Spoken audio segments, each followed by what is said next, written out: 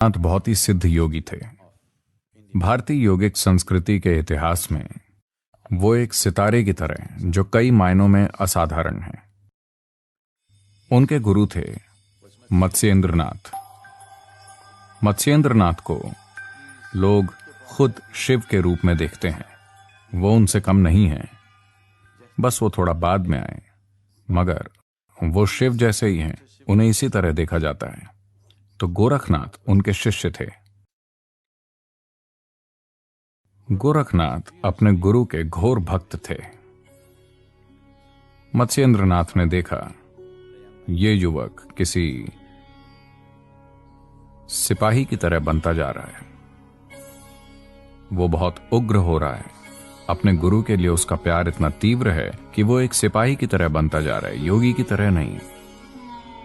तो उन्होंने उन्हें हिमालय चले जाने और वहां 14 साल साधना करने को कहा। तो वो चले गए, मगर वो इस तरह बने हैं। उनके लिए ये सारी साधना, सब कुछ जो वो करते हैं, वो बस इसलिए क्योंकि गुरु ऐसा कहते हैं। उनके लिए उनके गुरु ही सब कुछ हैं, गुरु के प्रति पूरे समर्पित।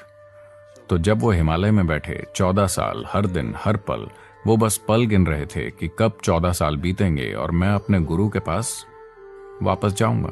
साथ ही वो साधना भी करते रहे। 14 साल की इस साधना के कारण उनके अंदर कई संभावनाएं आ गईं। उन्होंने उनका इस्तेमाल नहीं किया। वो उन संभावनाओं के बारे में जानते थे। ये कोई छोटी चीज नहीं है। हिमालय चढ़ना, 14 साल वहां इंतजार करना और वापस आना, पूरा पैदल चलकर। जब वो आए, जिस गुफा में मत्स्येंद्रनाथ रहते थे, उसके ठीक बाहर एक साधु था। एक दूसरा योगी था जो वहां पहरा दे रहा था। तो वो वापस आए तो इस योगी ने उन्हें रोका और कहा, तुम गुफा में नहीं घुस सकते। गोरखनाथ बोले, क्या मैं गुफा में नहीं घुस सकता? मैं अपने गुरु से नहीं मिल सकता? मैं 14 साल से इंतजार कर रहा हूं। वो बोला, नहीं, आप नहीं घुस सकते। गोरखनाथ ने अपना आपा खो दिया। उन्होंने उस योगी को परे धकेला और गुफा में घुस गए। जब वो गुफा में गए तो वहां मत्स्येंद्रनाथ नहीं थे, गुरु वहां नहीं थे। तो वो व्याकुल हो उठे, कहां है वो? तो वो बाहर आए और योगी से पूछा, गुरु कहां है? वो बोला, मैं तुम्हें नहीं बताऊंगा। मैंने तुम्हें गुफा में घुसने से मना किया था, तुम मुझे धक्का देकर चले गए, मैं तुम्हें नहीं बताऊंगा। तो गोरखनाथ ने अपने तंत्र का इस्तेमाल किया और योगी के दिमाग में जो कुछ था उसे बाहर निकाल लिया और सीधा वहां पहुंचे जहां गुरु थे। उन्होंने गुरु की छुपने की जगह को ढूंढ निकाला।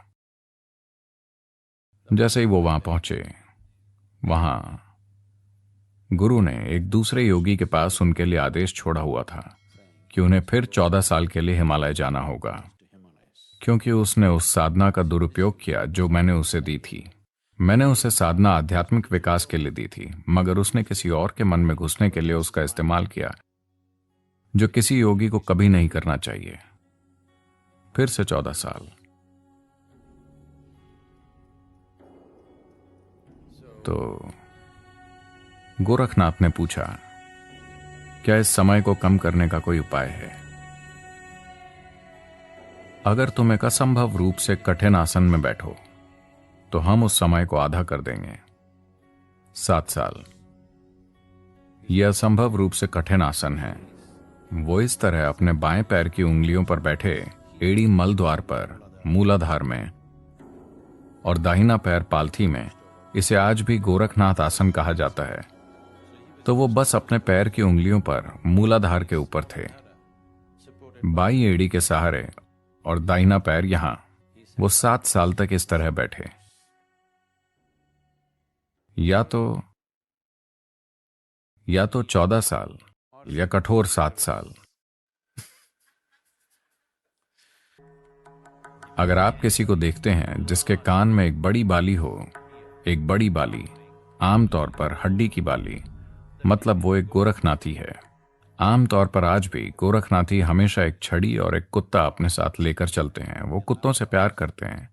तो गोरखनाथियों को आमतौर पर इन दिनों नाथी या कनफट कहा जाता है, क्योंकि उनके कान में एक छेद होता है, तो उन्हें कनफट कहा जाता है। वो आज भी लोगों का बहुत उग्र समूह होता है। उसे काफी बुरे समय से गुजरना पड़ा, मगर अब भी ये उन समूहों में से एक है जिसमें सच्चे साधक हैं जो हजारों साल बाद भी सक्रिय हैं। नाथियों का एक आश्रम है। सिद्धि प्राप्त करने वाले नाथियों की ढेर सारी समाधियां हैं। जिन लोगों को सिद्धि प्राप्त हुई उनकी पत्थर की समाधियां हैं, बाकियों को पेड़ों के नीचे दफना दिया गया। तो आपको बड़ी संख्या में वो देखने को मिलेंगे, जो उस प्रणाली की समृद्धि को दिखाता है कि इतने सारे लोगों ने सिद्धि प्राप्त की।